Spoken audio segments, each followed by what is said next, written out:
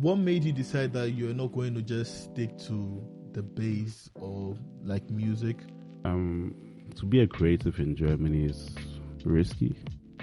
Music is, I would say, to 40% what you know, and to 60% whom you know. If you say you're a bass player and you want to be in a professional level, or you want to actually play music, make sure you get or you have what it takes to be at that level. Yeah. And this was a good challenge. Those that things say Highlife, no, at that form, it's not. Respect our culture, respect our music, and respect where we come from, and respect our seniors that have been playing this music. Move at your own pace, but make sure if you live in your freedom that you don't step on the toes of others. Yeah. Hi guys, welcome back. Today I am privileged to have with me Mr. Azariah. I'm going to let him introduce himself for a minute, but usually before I start these interviews, I go to their Instagram page and I usually write or read what they've written there. But it should just tell you how amazing this gentleman is. On his Instagram page, it's just like, I'm a simple guy that plays bass. That's amazing. Mr. Azariah, it's good to have you on the podcast. Could you kindly introduce yourself to the viewers? Thank you. I'm honored. I think you said it all. I'm Azariah, a simple guy that plays bass. Yeah, a simple guy that plays bass. But it's funny that I've known you for maybe close to 2 years now, but I don't know your surname. Could you tell us what your surname is? Because it's Azariah everywhere, or Azzy. Yeah. What's your surname?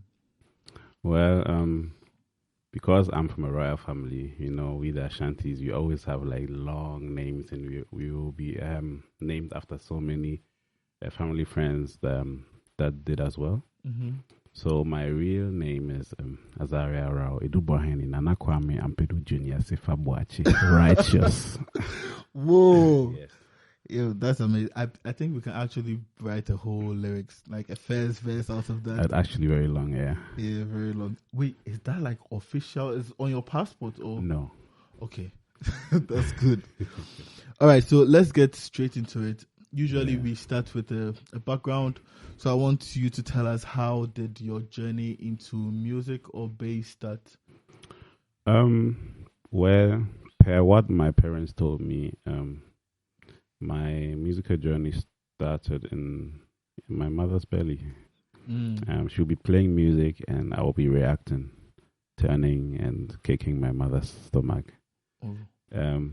First, my father didn't like it, but we are very spiritual. My parents are pastors. My father's a bishop. My mother's a pastor, and they had a prophecy about a child that is going to be active in music. And so when I was born and my interest into music just started growing, they weren't surprised. So I started as a drummer in church, obviously. That was around what age? Around 3. I wanted to always play the drums, so after church service, I would always disturb. The drummer's there, trying to climb on the drums. One of the Archbishop there, and then he was always laughing because my foot couldn't reach the pedal. So they always had to adjust the drums for me. And then I started playing drums in church from time to time, and then later I played keyboard and now bass. Okay, before we come to the bass, at what point did you transition from drums to keyboard? To keyboard? And was there a specific reason? Because usually maybe there's no keyboard player around. Our keyboardist left the church. So he left the church for his reasons, and then around 8, I was 8, 9, I just, I always had to understand him because I heard what was going on musically, but I just couldn't really, I couldn't really express myself. But then when I just sat on a keyboard and I pressed the notes and I realized that it just made sense, the C major. So would you say that your talent in music is more of a gift than other people who have to work for it? It's hard for me to really label it as a talent. I would say yes. It's a gift of God for me to understand music a bit faster than others. Okay. But I really spend a lot of time practicing, working hard, not going to school, not doing homework, just to get that riff done. Back in the days, it was really a workhorse. So I wouldn't say that I'm super gifted or super talented, but I will also not deny the fact that God has placed something in my life. Yeah. I will not belittle him on that. But what I am doing is not rocket science. It's just a product of hard work.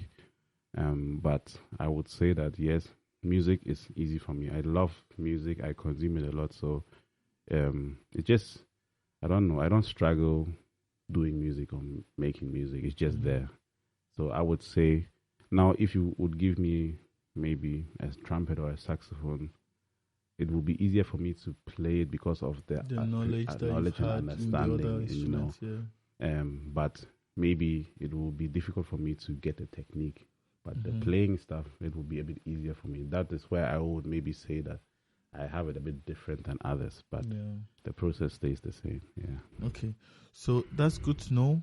Now let's come to the bass. What you're known for? Yeah.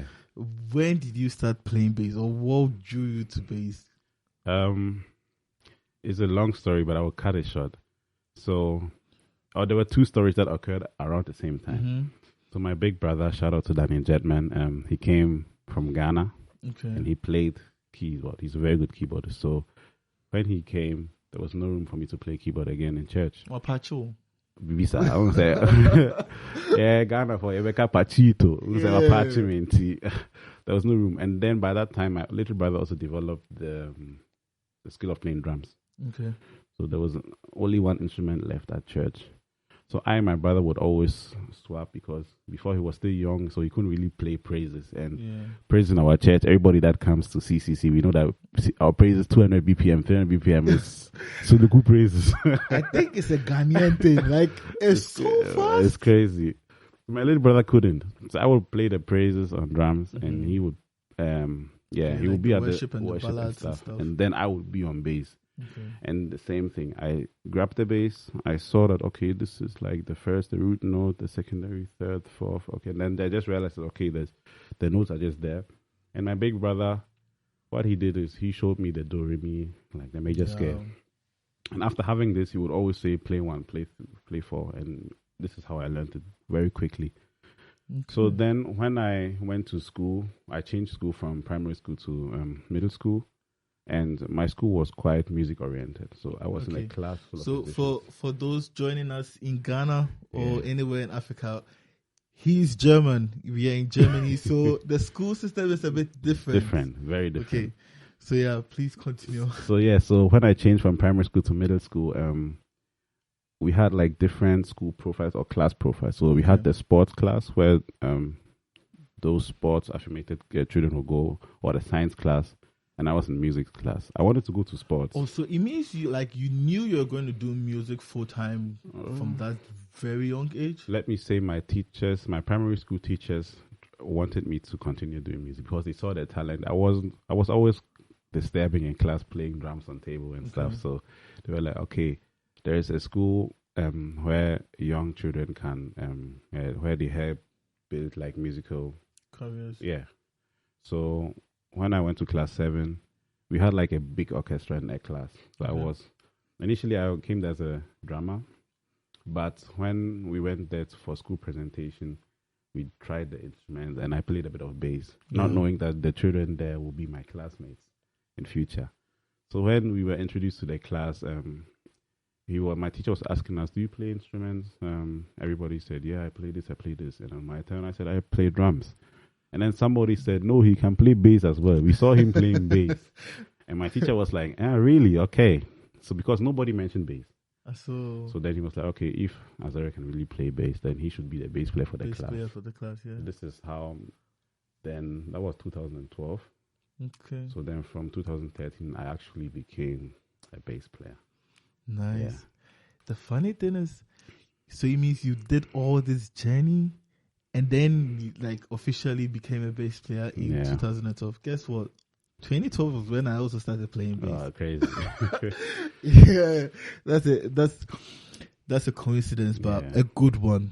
Yeah. Okay, so when I landed in Germany, The first thing, when I landed in Germany and people knew that, okay, I could play bass, Cristobal is a bass player, everyone was like, do you know Azariah? Do you know Azzy? Do you know Azzy? Have you heard of this guy from Hamburg? I'm like, who is this guy? Who is this guy? You have so much influence in this community, and I want to know, was it something you intentionally built?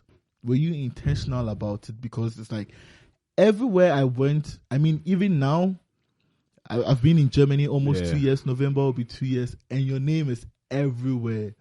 What made you stand out? What made you build that influence? I really don't know. I started going out or traveling at the age of 17. Okay. So actually quite late. So I really established myself. But then I think it's still early to go at 17. Yeah, like to maybe go to play programs. Okay. Like, then, my first official gig, that big gig was when I was 17 or 18. Yeah, I think that was what's it called? Summer Jam Festival in Cologne. Okay. That was like my first. Even that gig, I played drums, but that was like my first gig where I really traveled and stuff. And then, my parents really, made sure that I learned and stuff, which we'll get there too. But it took time for me to travel. So that was also the age where social media also became popular. And I just made use of it.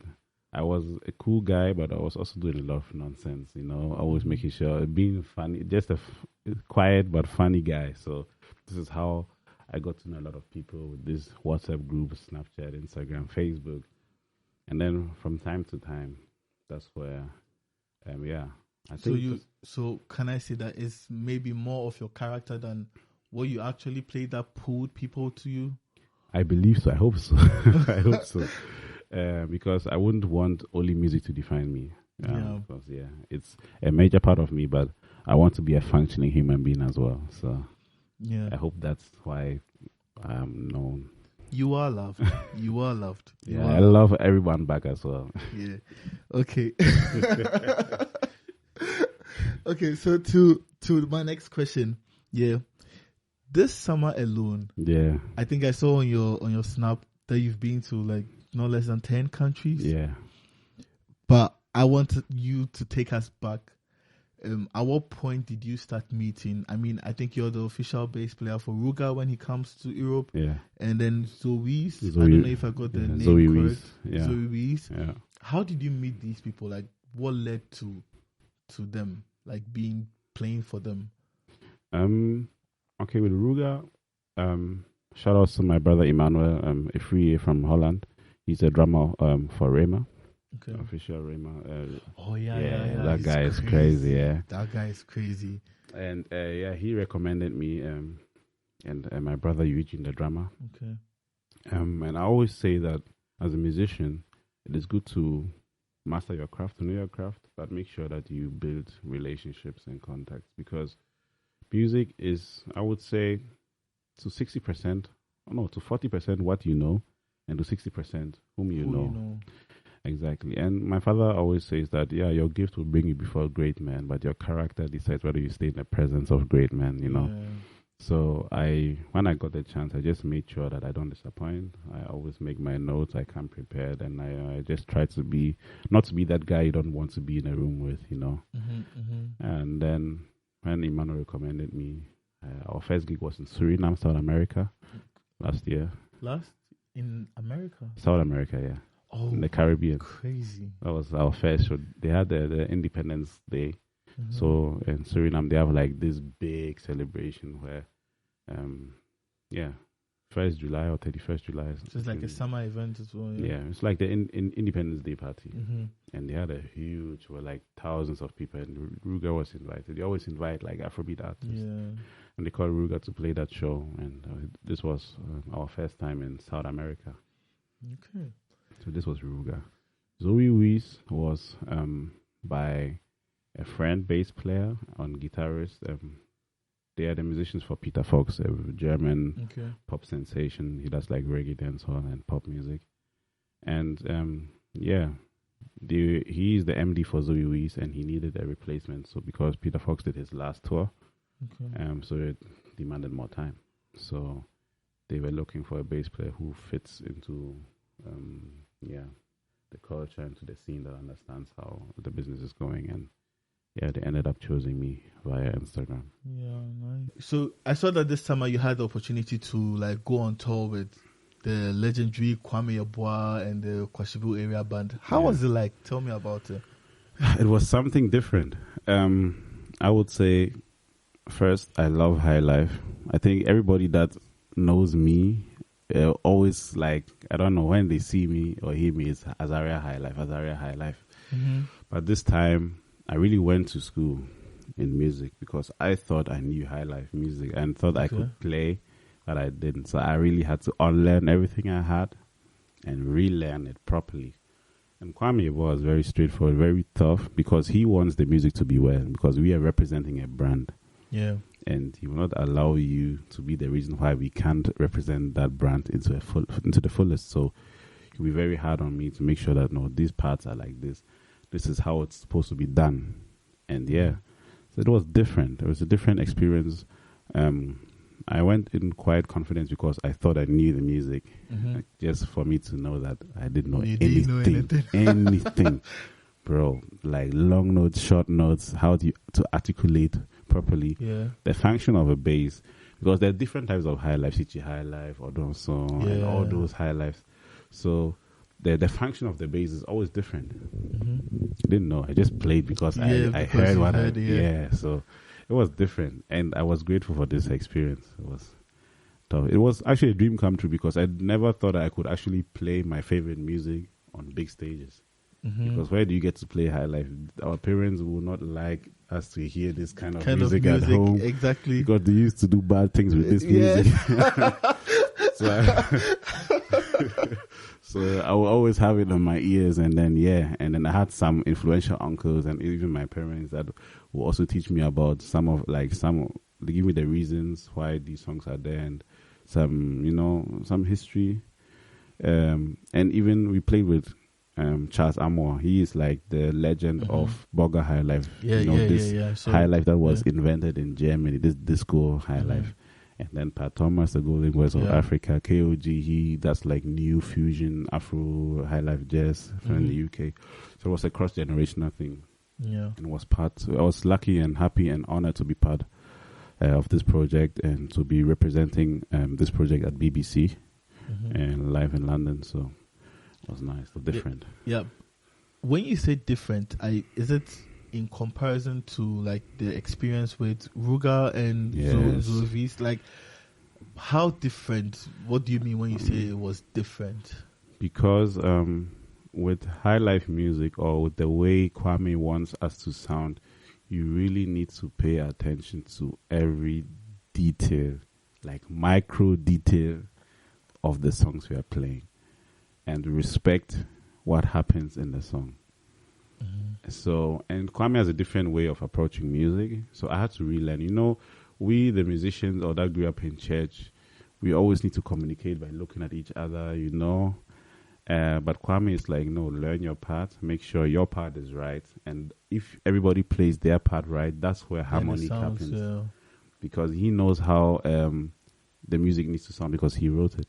So everybody needs to play his part perfectly, and that's where the harmony comes in. But we learn harmony in that, okay, we are playing our part. Yeah. You understand the communicating and stuff. But it was different for me to understand why, but it makes sense, His harmony lies in perfection. Okay. So, and with Zoe Wees, it's just writing down sheets, knowing. Yeah, okay. Ruga is just, I say it is. That's it. So, and it made me perceive music differently, completely, and respect music and people's craft. Yeah. So Kwame Yeboah, a great teacher. He's very hard on himself, so that's why he's hard on others as well. So there's nothing that how do I put it? So if he can do it, you should be able to do it as well, because there's no difference. Like, we are all humans, and if he was able to crack his head and he's put his time and effort into it. And if he can play it, then you better play it.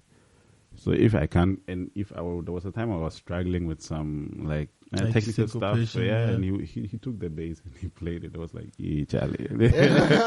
Because, and he's not even a bass player, but he can. Because it's like a mindset is like, it's up here. Okay. And nobody can take that away from him. So he would just make sure he puts that out. Maybe he saw the potential in me, and that's why he chose me to be the bass player for Kwashim, because there are big shows to fill. Shout out to Niman Chesh, shout out to Emmanuel Ofori, the bass players that were playing there before me. And for me to play that gig, and I only had 2 weeks to prepare. Wow. So I just gave my all. My head was burning. I had to soak my hands in cold water. That gig, those that things say Highlife, no, at that form, it's not. Respect our culture, respect our music, and respect where we come from, and respect our seniors that have been playing this music, the 15 minutes, 20 minutes records without mistakes, being in the pocket and playing the thing well. Respect this. And we should stop playing this Alo Highlife. Because it's I really learned how serious our music is. And Kwame was hard on all of us. Our drummer, who was not even a Ghanaian, and he was able to psych his mind to play the African grooves. Our percussionists, our horns players, and Kwame Yeboah, he will give it to everyone. So he will record our rehearsals, listen to the recordings, and tells us. Well, he will tell us what we did wrong. Azariah, he will write me on WhatsApp at 2 a.m., 3 a.m. Azariah, this part was not right. Listen to it and make sure you fix it. We don't have time. Wow. Yeah. So it was very hard, and I had to play everything over and over again. Concentration is key. You really need to focus and be concentrated. Don't be around your phone. Make sure your sound is right. It's particular about a lot of things. So there were a lot of things that I didn't really pay attention to myself. And he made me rethink and revise and make sure that, there are a lot of things I need to work on. So it was a tough thing, because if you're not emotionally strong enough, you might take it as an offense. But he's always for the betterment of the product we are creating. His aim is to sound good, to sound solid, to sound tight, to sound like bam. Because we are representing our heritage and culture, so we have to do it well. So he's a perfectionist. If that is even a word, he's incredible. Even how he plays, and to sing backing vocals, to do the monitors. He does the stage monitoring on the tablet, and then playing keyboard and guitar at the same time. How is this possible? But he said, if he can do it, we should be able to do it as well. It's just up here and then training, and also how you listen to music and the amount of information he can grab from listening just once. It's a great skill. But I think it's also something that he's honed over the years. Yes. And he grew around big people. He started at a very young age. So he was always the small boy. And then he grew up becoming the senior he is today. So I learned a lot. It was a tough time. I had to learn a lot also, mentally, morally, take a lot of stuff in and filter it out. Make sure that it is not because I'm not a good guy, but we just need to get it done. We don't have a lot of time. So to whom much is given, much is required. If you say you're a bass player and you want to be in a professional level, or you want to actually play music, make sure you get or you have what it takes to be at that level. And this was a good challenge for me. Wow, that's good. And it paid off. Now I'm a Fender endorser. But let's talk about your endorsements. You have so many endorsements. Can you mention just a few? At least I know the recent one, because you have a new baby now, a Fender. So I'm a Fender artist. It's quite hard to get in there. But through the grace of God and where God has placed me, it worked. That contact came from my working place. It's funny. The Fender, not CEO, but I think the major salesman from Fender Germany went to watch a show in my theater. Wow. And not knowing that Fender's office is in Düsseldorf as well. Okay. So my boss introduced us, and the bass player of the show I mixed that day, I knew him. He's a good guy. He was like, "Oh, Fender guy is here. Just talk to him," and we just made contacts. We made friends, and he's a nice guy. So then he made the contact possible to UK, and obviously because I was very busy this summer with 3 different things in 10 different countries and many different artists, many projects. It made sense, so they took me into their roster. So I'm a Fender and artist. Nice. Aguilar, the best bass arms in the world. We can argue about that. Aguilar arms, Korg. Korg, but you're not a keyboardist. No, but I play a lot of synth bass and synth stuff. Yeah. And I need a lot of tuners for my guitars. So Korg does amazing tuners, very precise. And Hercules stands, because I always need to make sure that my basses are safe and secure when they're on stages. Bro, see, on his Instagram bio, I think he needs to change it. He is not a simple guy that plays bass. He is an endorsed artist on his own. Yes, but let me ask this follow-up question. Do you have any music in work? My drive is loaded. Yeah, that's all I can say. When are we going to hear some music from you, like Azariah? This time not as a bass player, as a sound engineer, but Azariah as an artist. Soon. Yeah. Soon. Inspired by Bright Osei, inspired by Eddie Cooperson, inspired by Sana. These are all bass players that have their own music out there. Yeah, definitely. So they should, and these are my major inspirations. So, for sure, soon. You heard it here first. Yeah. So now I see that you are not just a musician. Yeah. You are a sound engineer. I mean, you've done sound for some of the events that we've had. Yeah. I think the first event that we met, it was through you being like a sound engineer. It was crazy. I mean, an amazing bass player is there, and I'm playing bass, and he's the sound engineer. Like, no judgment there. But it was crazy.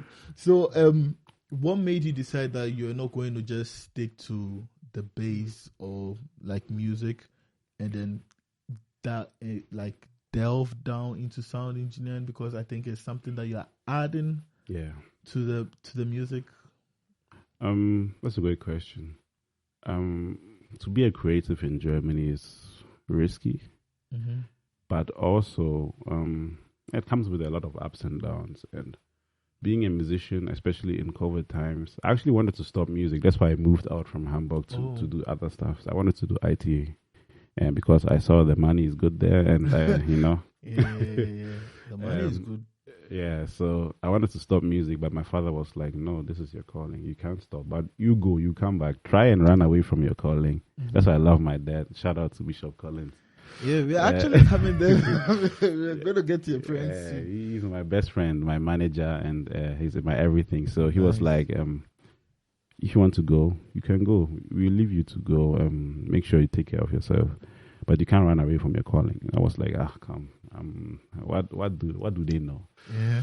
So I went. I tried to do IT. It didn't work. The company was bad. We have in Germany, we have this dual educational system. Ausbildung was bad. They used me, and it didn't work well. So during the end of the first year, I just wanted to go out. So I just applied for like different jobs, and then I found a theater in Düsseldorf, the Savoy Theater, a nice place, beautiful place. If you're in Düsseldorf, come and watch a show. Yeah. They were looking for an engineer or a student engineer. So I was like, okay, let me just apply. And this is why I started the apprenticeship as a sound engineer. Let me say event technology specialist. It sounds bigger than it is, but yeah. Okay, so it's more than the sound. Yeah, so I do stage management and directing. I do safety percussions in event spaces. So meaning how many people are allowed, how big, how many people are allowed in this size of a room, like the safety roads, the emergency exits and stuff, the lights in the engineering. Oh, but then that's good. Electronics and stuff, electricity. Yeah, so it's quite big, but I am specializing more into sound, but I need to know everything. Yeah. Which makes it very hard, but Yeah, but I mean, these are valuable skill sets which are going to be like extremely helpful in future, especially now that like you are organizing programs. I mean, there's an upcoming program. Exactly. I'm not sure this video will be up before the event, but yes, there's an upcoming program by Sina J. Yes. She's behind the camera here, and Azariah is the one in charge of like the music and sound. It's amazing. So yeah, you can.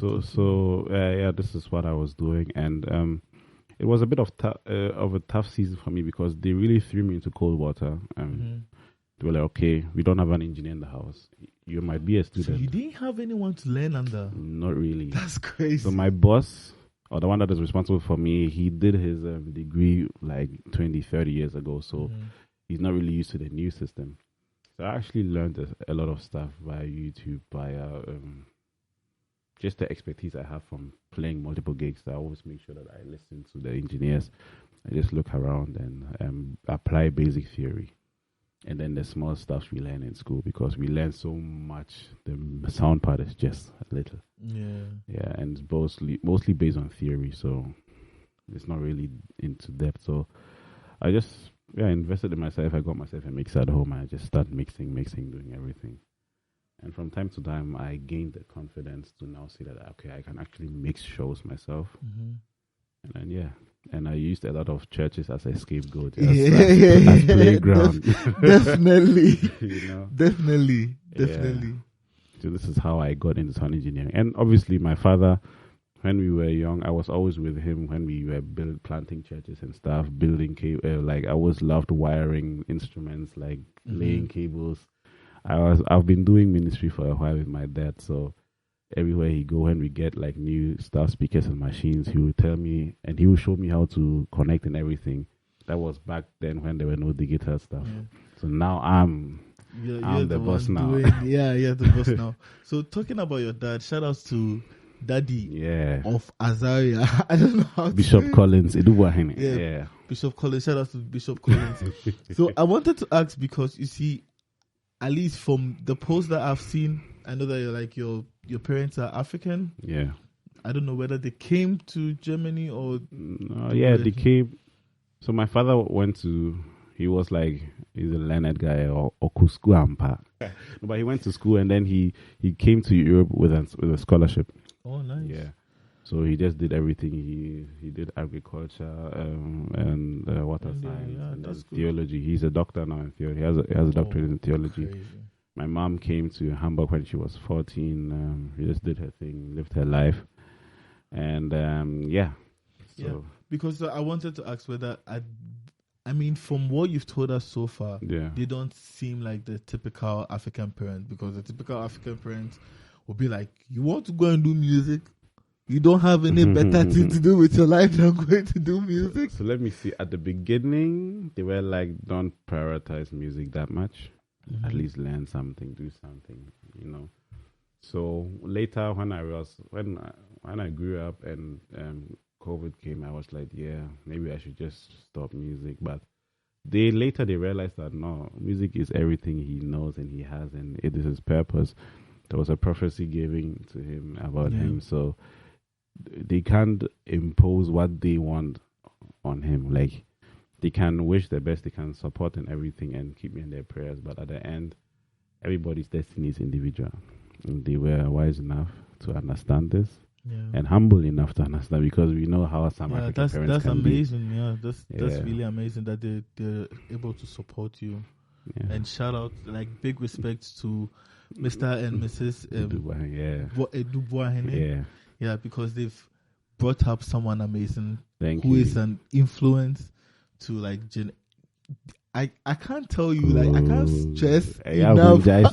No, it's crazy. Like, it's really, you're really influential. And another thing I have noticed about you is that you are really vocal about certain things that you find as a misconduct in the music industry, because you started this new movement whereby you are like, we shouldn't gatekeep the knowledge that we have as instrumentalists. What led to that? What made you so passionate about that?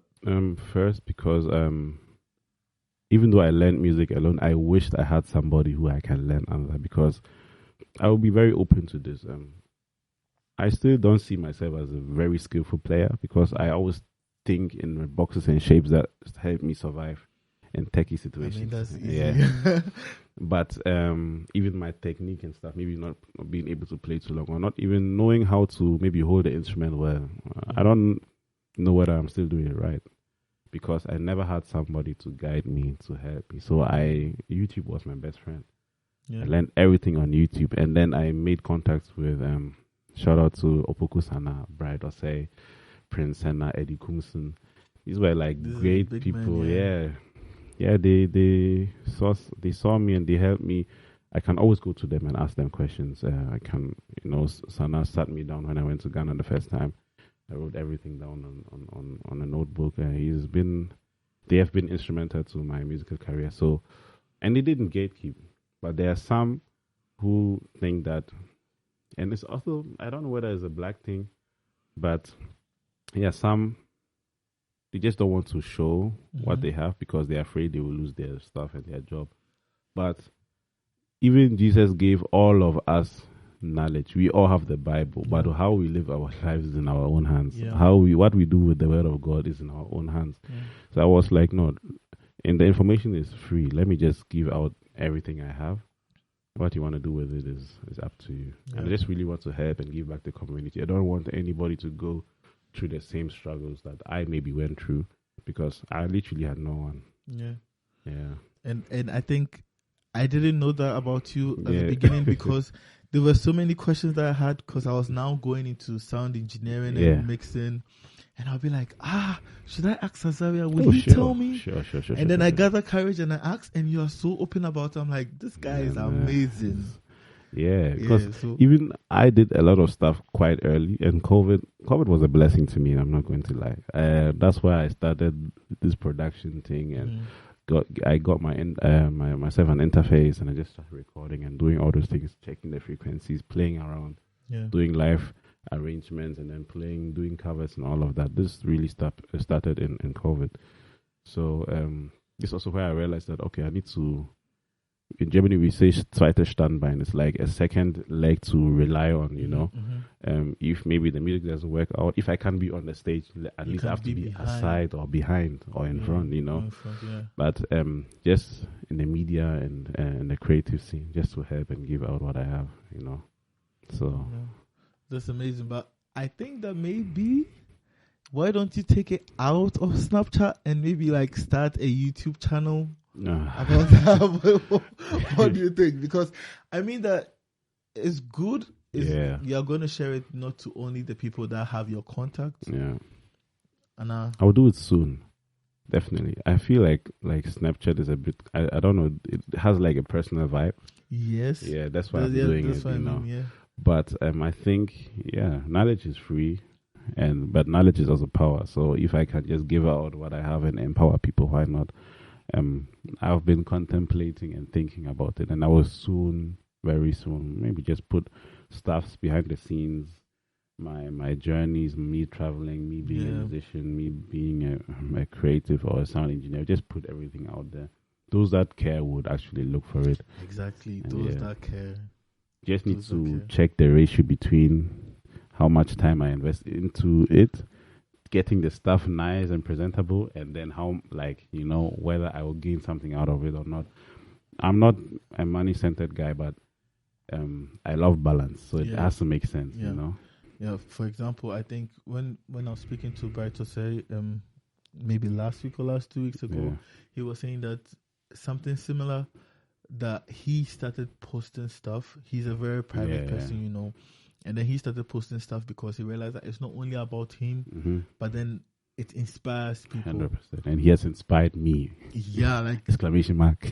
He's inspired all of us. For example, like lately, I started my thesis, and now I haven't gotten time to really practice. But last night I saw a post on his status, and I was like, damn, I need to go and take the guitar and practice, like be more consistent, start uploading more like videos on YouTube, because I haven't been consistent anymore because of the thesis. But so I think what you're doing, if you do start, and when you are, we are ready to support and spread it out there. Thank you. and maybe you give us some final words before we go. Yeah. To your fans and to anyone not fans, to my family, to my friends. Yeah. Just keep doing what you know best. Try to find your purpose. Don't get pressured or stressed by anyone. Move at your own pace, but make sure if you live in your freedom that you don't step on the toes of others. It's very important. Could you repeat that? Yes, I think so. Yeah, so I always tell people, like, listen, do whatever you feel is right. Live in your individual space, but make sure that in your own world and in your being slow or moving at your own pace and everything, you don't step on the toes of others. Yeah, it's important. Do your thing. Be a functioning human being. That's important to me. Show love. Yeah, show love. Show care. You may never know tomorrow. And that's it. That's just me, Azariah, a simple guy that plays bass. A simple guy that plays bass. Yeah, that's true. Tell me what I guys, it's been an awesome time with Mr. Azariah, the simple guy that plays bass. Yeah. Thank you very much for your time. Thank you for coming all the way to Nuremberg to have this interview. It's an honor. I mean, it's really a privilege to have you and not meet you in a program setting, but in a private setting like this to have this conversation. Thank you so much for having me, and subscribe, please. Yes, guys, please subscribe, and then put down in your comments maybe how much Azariah has influenced you, and also if you want to see like more of these interviews with other people, maybe drop it down in the comments who you want me to interview next. And from Azariah and I, we say thank you and ciao. Bye, see you in the next video.